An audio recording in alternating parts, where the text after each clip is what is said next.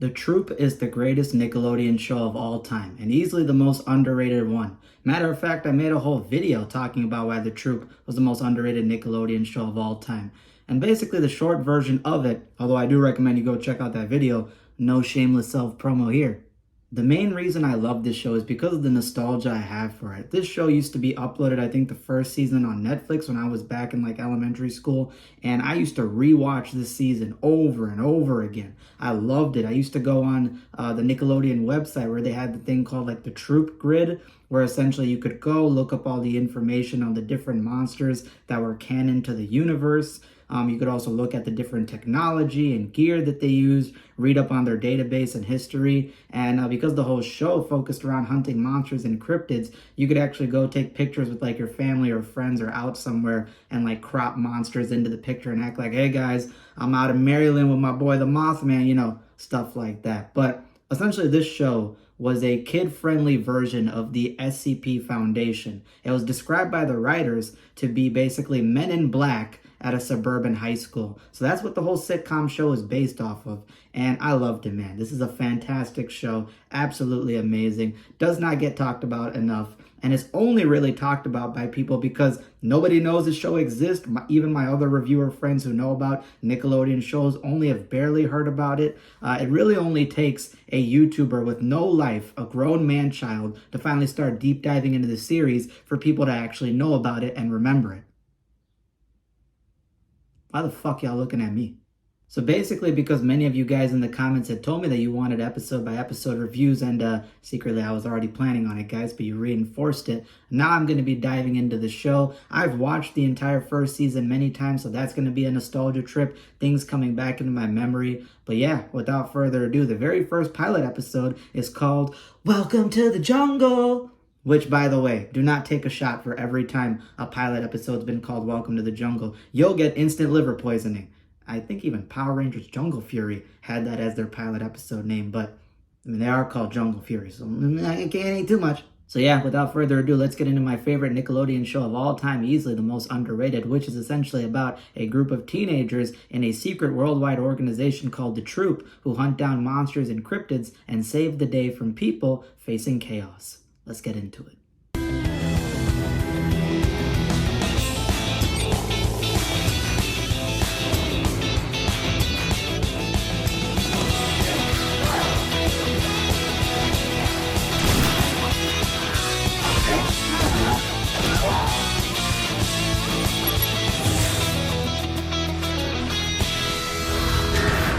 So first you get introduced, of course, to the main protagonist, our reckless hero, Jake. And you find out that his neighborhood is quite strange. You know, right across from him is his, I guess, neighbor. And he's this, like, stay off my lawn guy. But he, like, collects all different types of, like, people's items. You know, their tools, you know, their toys. He's even got, like, you know, children's tiaras and stuff. So pretty strange. But look on the bright side. At least Jake's got a loving little sister who's looking out for him most of the time.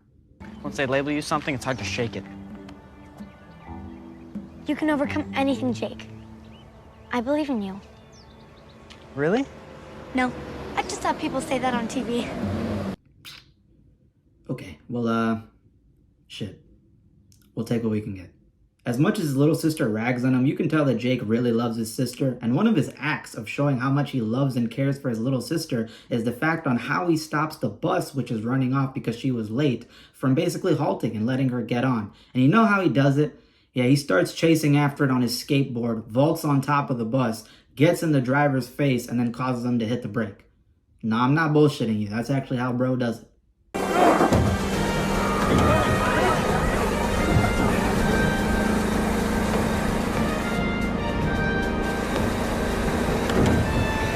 I said stop!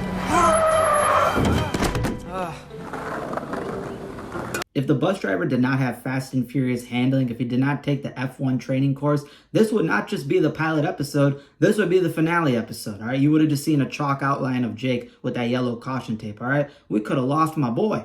You find out that Jake is very nervous about an aptitude test, and apparently a lot of kids over here at Lakewood High School are. You either make it or break it with this test, and there's even an iconic line dropped by some emo dude, which I was shocked by. It was actually pretty funny. This is a huge debit in my joy column. I'll have to amortize my unhappiness over the next 7 quarters. So of course, Jake thinks that he's going to be a failure. He wants to be a comic book artist. And apparently this aptitude test defines whether or not you'll be successful as a comic book artist or his friend who wants to be a matador. And if you fail, you have to go and be a surgeon. Oh boy, this is one tough high school, man. And as some unfortunate things happen with Jake where he has to relocate his locker, he ends up meeting into some unique people. First, he meets the most popular girl in the entire high school, whose name is Haley. Right, Mr. Robinson's class, right when he was about to start talking. So you know, David, what a troublemaker he is, right? This isn't comparing his pain. And little does he know that Haley is actually the very first monster hunter that's going to be on his troop squad. And right after that, he gets into my boy, man, my favorite character in this entire show, my favorite of the main cast. That is Felix, played by David Del Rio. He's a lovable, charismatic, typical nerd guy, the brains behind the operation. And you just got to watch screen time with him, man. It explains it all.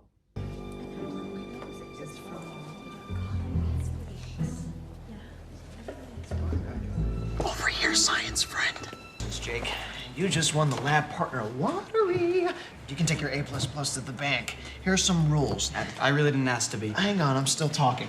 This is a baggie of frog organs. I want you to memorize them. But our frog hasn't been dissected. I brought these from home.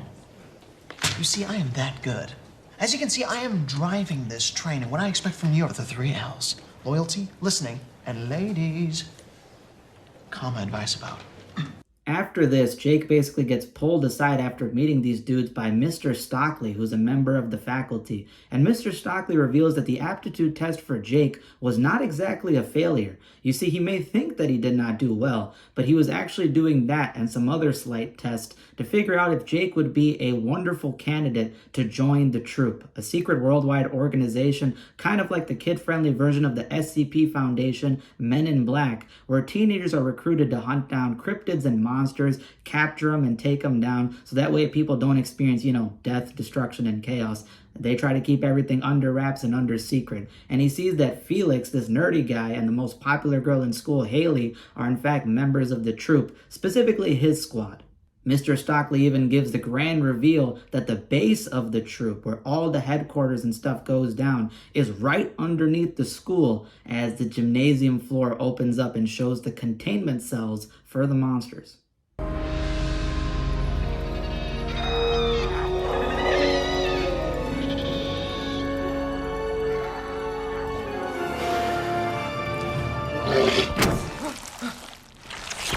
I think the scariest thing about this show, outside of the monsters, would probably be the visual effects, man. That CGI is,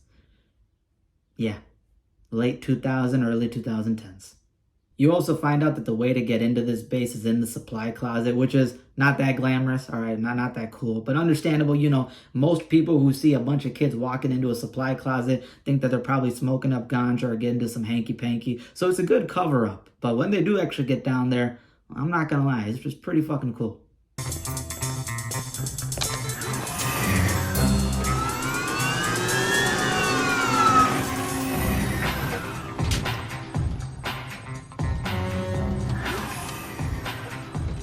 This is when Jake essentially finds out about this entire organization. It's a global organization as you get introduced to the other teams. And I'm not gonna lie, man, the other teams are pretty cool, man. Even my boy who got hoed in this scene. And her team in Beijing. And there's Maurizio and his paisans in Rome. Hey, Maurizio, andiamo a controllarlo, eh? Ciao, Maurizio. If you get him talking, he'll never stop. And here's my mom. She thinks I have my own TV show.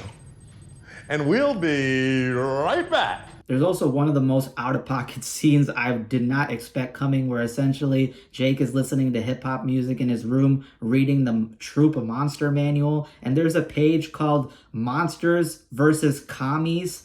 Who is the greater threat to the world? Yeah, casual communists versus monsters propaganda, man. What the hell is going on here?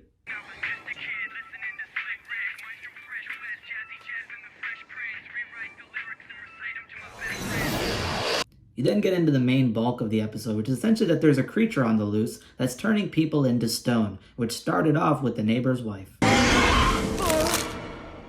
And through their information, they narrow down that this creature is called a basilisk, which is essentially this reptile lizard creature that as soon as you look into its eyes, it can turn you into stone. And that's when the troop has to be put to the test for their very first mission. They have to hunt down the basilisk and take it down using their weapons as well as mirrors, because you have to get a reflection of this thing looking at itself to beat it. And things go kind of bad. Not as smooth as they may have planned.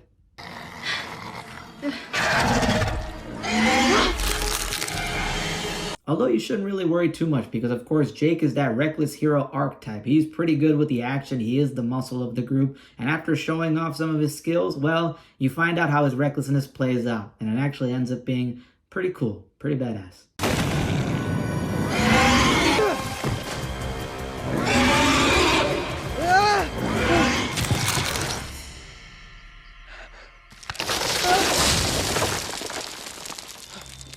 And of course, after Jake manages to take down the basilisk, he then goes and gets some revenge on his neighbors by getting their gear back, teams up with his little sister, and yeah, bro ended up saving the day, and his brand new life is now waiting ahead of him. A life of being a monster hunter.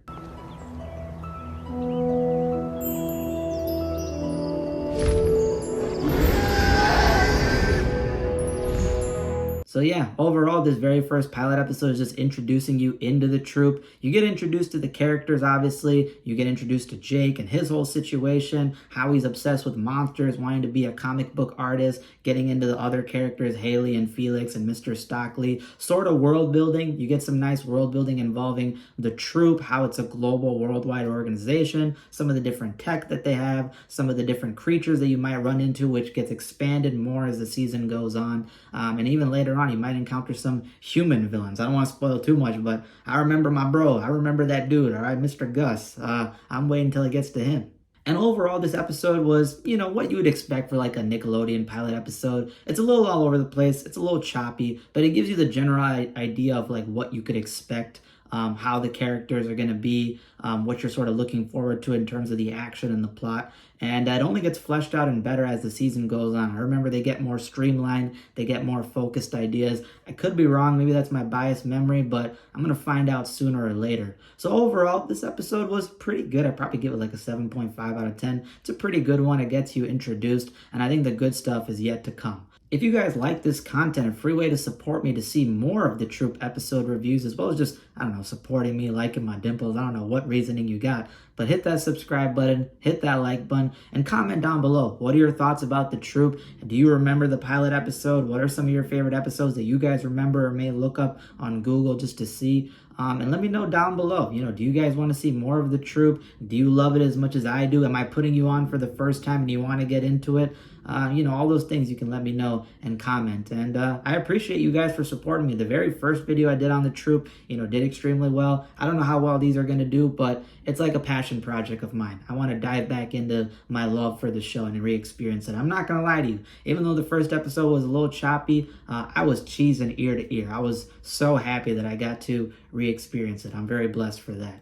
And yeah, stay tuned for more content to come. If you like other stuff like this, kids horror, Goosebumps, Are You Afraid of the Dark, Haunting Hour, I do cover that stuff mostly on my channel. I included this because this is the closest thing to kids horror for a sitcom, and it gave me an excuse to talk about the show, so I took it. I also cover horror in general, adult horror, young adult horror, movies, books, comics, you name it. If you like that stuff, you can go check me out and check out some of my other content. And yeah, stay tuned until the next time when I dive back into the Troop. Don't expect these videos to come back to back. I'm not going to cover this season back to back. It'll be spaced out. You know, I might drop an episode here and there, but I will eventually cover the whole thing. I just can't commit myself to binging and making it nonstop because I'll get burnt out. Deuces.